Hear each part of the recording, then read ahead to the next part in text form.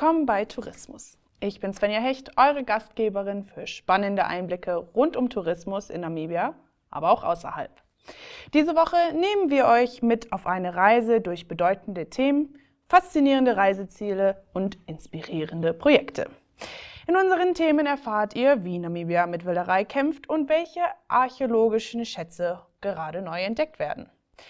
Bei den Reisezielen geht es um einzigartige Orte wie Living Desert Snake Park in Swakopmund, der vor großen Veränderungen steht, und das abgelegene Sitatunga Camp in Botswana.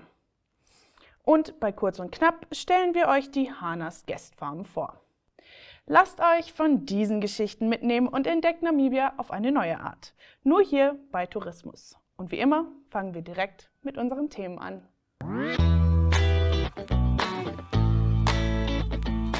Da schauen wir zuerst auf die Wildereistatistiken für das Jahr 2024. 10 Jahre sind vergangen, seit ein massiver Anstieg der Nashorn- und Elefantenwilderei den Natur- und Artenschutz in Namibia grundlegend verändert hat. Laut dem aktuellen Bericht zum Wildtierschutz und zur Strafverfolgung für 2024, herausgegeben vom Umweltministerium und der namibischen Polizei, ist die Zahl der registrierten Fälle und der damit verbundenen Festnahmen im vergangenen Jahr in den meisten Kategorien erneut gesunken. Insgesamt wurden 14% weniger Fälle und 21% weniger Festnahmen verzeichnet. Bei den sogenannten wertvollen Arten nahm die Zahl der registrierten Fälle um 8% ab. Mit einer Ausnahme. Bei Nashörnern wurde ein Anstieg von 17% festgestellt. Diese Vorfälle machten 30% aller gemeldeten Wildtierverbrechen aus. Besonders besorgniserregend ist, dass 2024 insgesamt 83 Nashörner gewildert wurden. Das sind 6% mehr als im Vorjahr. Gleichzeitig blieb die Zahl der beschlagnahmten Hörner mit nur 14 vergleichsweise niedrig. Die Zahl der gewildeten Elefanten blieb mit 9 Tieren zwar auf einem niedrigen Niveau, stieg jedoch leicht im Vergleich zu 8 Fällen im Jahr 2023. Die Zahl der beschlagnahmten Elefantenstoßzähne sank um 70% und erreichte damit den niedrigsten Stand seit 2016. Auch die Zahl der insgesamt registrierten Elefantenvorfälle sank um 21%. Also ich finde das ja tolle Neuigkeiten. Auch wenn der Weg noch sehr lang ist, ist dies ein bedeutender Schritt in die richtige Richtung. Und unser zweites Thema, die Felsgravuren auf Timbila, finde ich fast genauso toll. Die Nankuse-Stiftung hat auf ihrem Timbila-Reservat bislang unbekannte Felsgravuren entdeckt. Eine faszinierende Entdeckung auf dem Reservat hat das Team überrascht. Sie stießen auf die verborgenen Schätze dieses Schutzgebiets, das immer mehr Einblicke in eine uralte Welt preisgibt, erklärte die Stiftung. Felsmalereien sind in diesem weitläufigen Gebiet weit verbreitet und nehmen uns mit auf eine Zeitreise in die Vergangenheit. Wie alt die nun entdeckten Gravuren genau sind, ist noch unklar, kann aber mithilfe von Radiokarbonmessungen bestimmt werden. Die ältesten Felsmalereien sind rund 27.500 Jahre alt. Die ältesten bekannten Felsgravuren Afrikas, Ockermarkierungen in der Blombos-Höhle in Südafrika, sind etwa 75.000 Jahre alt. Mann, heute ist wohl ein Tag der guten Nachrichten, denn auch unser drittes Thema finde ich echt positiv. Wir sprechen über den Brandberg. Die Rongo-Region will eines der bekanntesten Wahrzeichen Namibias international würdigen lassen, den mächtigen Brandberg, und strebt den Status als UNESCO-Welterbestätte an. Irangos Gouverneurin Natalia Goagoses bestätigte, dass der Brandberg, auch Daures, wie er in Khoikhoi-Khap heißt, ein aussichtsreicher Kandidat sei. Mit über 2500 Metern über dem Meeresspiegel ist der Brandberg Namibias höchster Gipfel und sogar aus dem All sichtbar. Doch nicht nur seine Höhe macht ihn besonders, der Berg beherbergt mehr als 43.000 Felsmalereien an über 900 Fundstellen. Darunter auch die berühmte Weiße Dame, die über 2000 Jahre alt ist. Fachleute schätzen, dass manche dieser Kunstwerke bis zu 4000 Jahre alt sind und die reiche Geschichte und Kultur der früheren Bewohner der Region widerspiegeln. Der Brandberg steht bereits seit 1951 unter Denkmalschutz. Der Zugang zu seinen Wanderwegen und Felszeichnungen ist streng geregelt. Besucherinnen und Besucher benötigen eine Genehmigung des namibischen National Heritage Council und dürfen das Gelände nur in Begleitung offizieller Führer betreten. Das Vorhaben, den Brandberg als Welterbestätte anzuerkennen, liegt seit 2002 auf dem Eis, als er auf Namibias Vorschlagsliste aufgenommen wurde. Nun nimmt das Projekt wieder Fahrt auf. Eine erfolgreiche Anerkennung würde nicht nur den Schutz des Gebietes stärken, sondern auch mehr internationale Gäste anziehen und wichtige Fördermittel ermöglichen. Im Erfolgsfall wäre der Brandberg Namibias dritte Welterbestätte neben dem Damit Meer und Twyfelfontein. 3 wunderschöne Themen und sowas macht mich echt glücklich. Und wisst ihr was? Wir machen auch schön weiter, denn das sind unsere Reiseziele immer.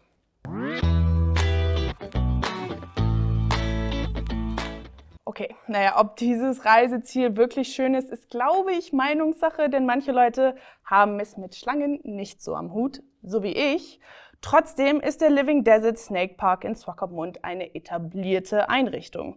Und dieser beliebte Ort steht jetzt kurz vor dem Aus. Nach 30 Jahren intensiver Arbeit in Aufklärung, Tourismus und Tierschutz müssen Stretch Combrink und Angela Curtis den Living Desert Snake Park verlassen. Ihnen wurde die Räumung angekündigt. Und nun bleibt Ihnen bis Februar 2026 Zeit, um 69 Tiere, vor allem Schlangen, umzusiedeln. Doch noch geben Sie nicht auf. Right. We were actually, we've been expecting it because there's going to be a total development here. This whole building and this whole area at the back is going to be broken down. And new development will happen here. Mm-hmm. So we've been expecting it for a few months, but we didn't expect it to come this soon. So only a couple of days ago, 10 days ago or so, we were given notice. Oh. And yeah, so... how long has it been here for now? The snake park? Yeah. We moved here in 2014. Uh-huh. Yeah. So 11 And it was years. even here before then, right? No, before that it was at Otavi Barn. Ah, yeah, I remember, Yeah. And this is the 30th year of existence. Wow. Yeah. We celebrated the beginning of the year, 30 years of existence. By opening the doors, we had a free house for a week. Yeah. So people came in free of charge, and it was wonderful to say thanks, you know? Yeah. Lots of the Makalani carvers, lots of street children, people that wouldn't normally come in. Yeah. We had coming in. It was Okay. wonderful. It was good. Yeah. It's not just a tourist attraction, it's also a place of education. Mm-hmm. Last year we had 5,500 learners through here. Wow. I think it was something like 182 schools, yeah, and 780 school teachers accompanying the learners. Yeah. So as a educational center institute, it's there's nothing else like that in Namibia. Yeah. This is the only snake park that is open to the public in Namibia. There are 2 snake parks. The other one is at Mikuti Lodge, but that's private. Yeah. And then the snake park here. And it's just part of Swakopmund now, you know, it's 30 years. But now you have to move. Yes. What we would like to do is stay open in Swakopmund somewhere. Okay. Find a piece of land, develop that. But obviously I don't have 15 million to buy property in wherever, you know. It's beyond my means. Yeah. To buy expensive property and develop it. Piece of land, maybe already a place that's developed, you know, and we'll have to work with what we can get. Yeah. Or else, if we have to close the snake park down, it will be not. It's not a good thing. You know, and that's why we'll fight to keep it open. We fought through COVID with us big time, you know, and we won, and we'll do it again. Well, we're very worried, of course, because we don't know what to happen to the animals. We have 69 animals that are our responsibility. A lot of them are rescue animals. Many of them cannot be released. So it's a big worry about their future. Hoping something will come through for them. Yeah. It's not that easy. You know, everyone thinks by the end of February it's a long time, but it's not a long time. And it's very difficult to find somewhere where you can actually take 69 animals, especially snakes, because a lot of people have a phobia about snakes. Yeah. So they're quite discriminated against. Yeah. So that is quite difficult. Und mit unserem zweiten Reiseziel verlassen wir Namibia und gehen ins Nachbarland Botswana zum Sitatunga Camp. Nur 14 Kilometer außerhalb von Maun auf dem Weg nach Ganzi in Botswana liegt ein echter Geheimtipp, das Sitatunga Camp. Hier trifft Erholung auf Abenteuer, mitten in der Natur und doch gut erreichbar. Campmanager Tom verrät uns, was diesen Ort so besonders macht. Good morning, my name is Tom Medupe. I'm originally from Muchudi. I came here 2018. Sitatunga Camp, it's been operating since 1982. So this campsite was designed in a way that it accommodates the backpackers, the overlanding tours and self-drives and stuff like that.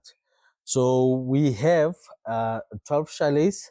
Normally, if clients are camping and they want to upgrade, they can have that accommodation. We also have 12 Meru tents. They all have ensuite, showers, toilet, 2 beds, and all twin rooms.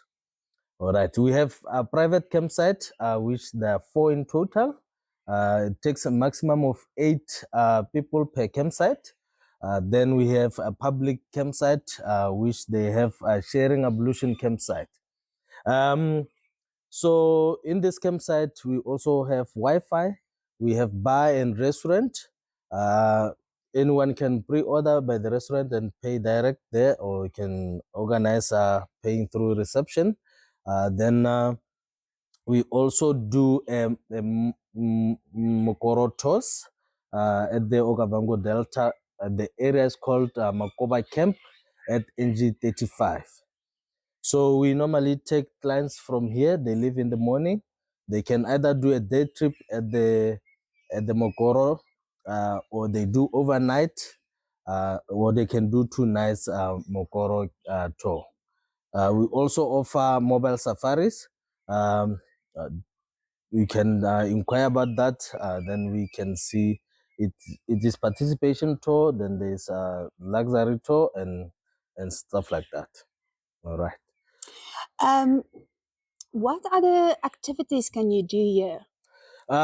We have horse riding for 1 hour. Mm-hmm. We also have a Cessna plane fixed wing scenic flight for 45 minutes. Then we do a helicopter flight for 45 minutes as well. Then with that Mokoro, you can do a Mokoro day trip. Then you can fly from the Delta, or you can do those overnight activities at the Okavango Delta.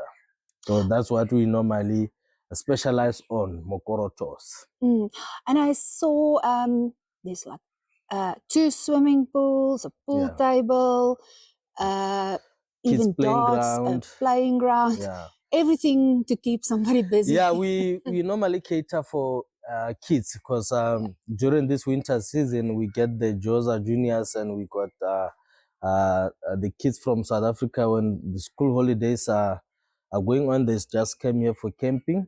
So they normally, kids like playing around. We've got tennis balls, we've got volleyball court, we've got football, then we've got pool tables and playing cards and all sort of games for kids to keep them entertained while we're accommodated with us. So what would you say makes this place so special? Why do people prefer coming here? Most of our clients prefer coming here because we are a little bit outside town. So it's quiet, it's peaceful, there's no cars roaming around, there's no movement of people, and so that's what makes us unique. And price-wise, so we affordable in a way that anyone is comfortable with our prices. And tell me a little bit about the restaurant. There's also a restaurant on the premises? Yeah, we do have a restaurant. They serve a la carte menu.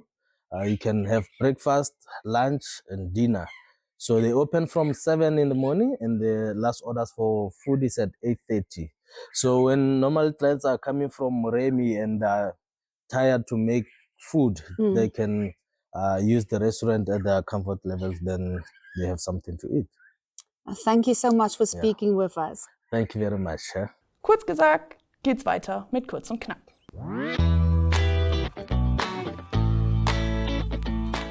Und zwar mit der Farm Harnas. Nur etwa 100 Kilometer östlich von Gobabis liegt die Harnas Guest Farm und Wildlife Sanctuary.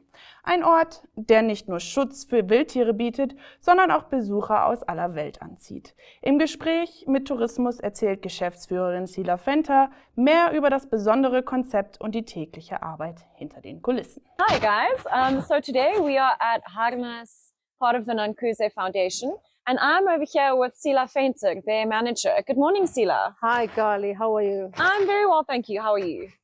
Always busy, doing well. Good. Thank you so much for making time for us today and for being here with us. Could you please tell us, how long have you been with the Nankuse Foundation? I started working with the Nankuse Foundation in 2006 with Rudy and Marlies. Sure. We were a very small group of then, very small organization. We were literally 4 people.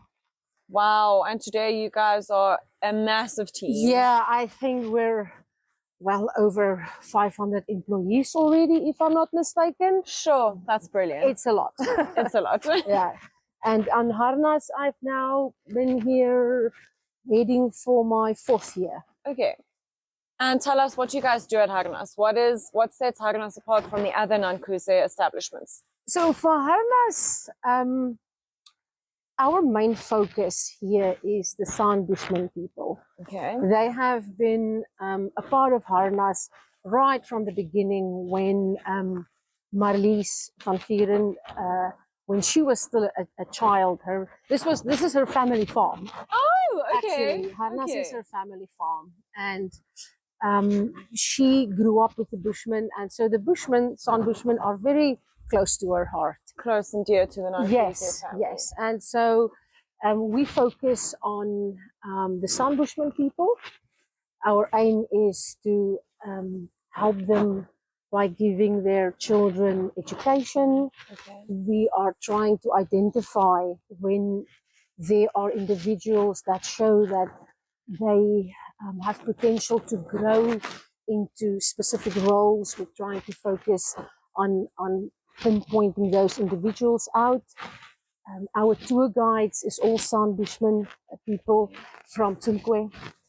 And so, yeah, that's our main focus. The Bushmen are really lovely people, very shy people, but very friendly people. Okay. And yeah, we cherish them and just try to help them to get somewhere in life. Often we speak to people and everybody is always like, yeah, but what do you want to do? I think for years we've used the wrong word. We say we want to change people. We don't want to change people.